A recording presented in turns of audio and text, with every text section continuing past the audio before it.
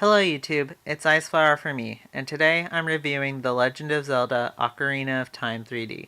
And yeah, I know, it's been 12 years since it was first released, and about a year since the updated portable version came out, but now that I've finished Ocarina of Time, I want to discuss it. How is my opinion different from others, you ask? Well, the truth is, I actually think this so-called greatest game of all time has flaws.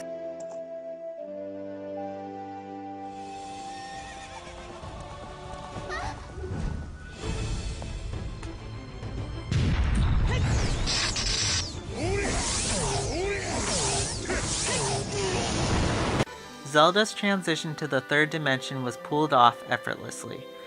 Miyamoto created a massive land full of interesting characters and unforgettable symbols, all of which are well-rounded with a basic but well-executed story that left me bitter when it ended. Even though this game originally came out over a decade ago, I wouldn't have known with these significantly upgraded graphics. From start to finish, you get to listen to a beautiful soundtrack, with appropriate sound effects and dark themes played to fit the mood. The ocarina plays a big part in not just the music of the game, but in gameplay too, proving to be comforting and convenient. The sound is catchy while being unique, forever staying in your memory. Ocarina of Time definitely nailed it in this category.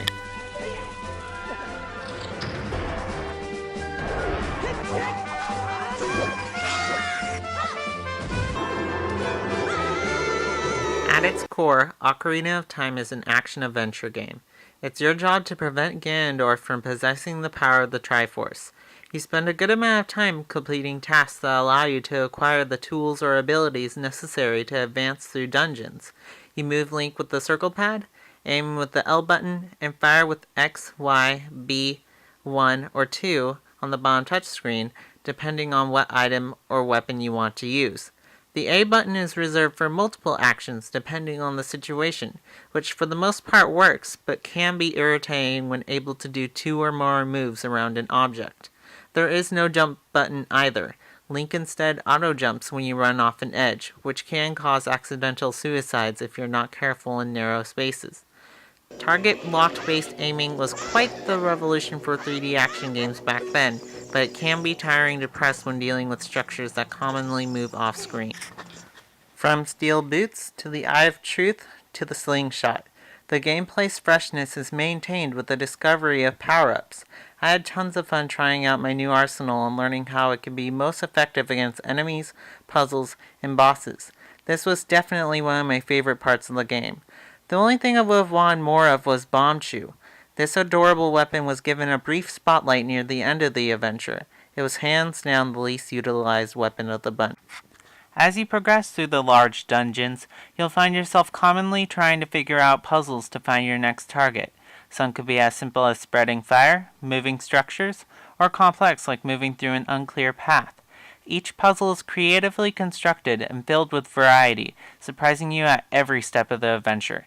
There were, however, some cases where I felt the dialogue didn't provide enough clues. Once you get to the end of a dungeon, there usually will be a boss battle. The bosses you face usually require correct timing and placement of your newly earned weapons. Once you understand its battle patterns and know how to damage it effectively, the battles aren't hard. But you'll enjoy them anyway, as they are action-packed and are equally as creative as the puzzles in the game. The same could be said for combat of all the enemies you encounter along the way.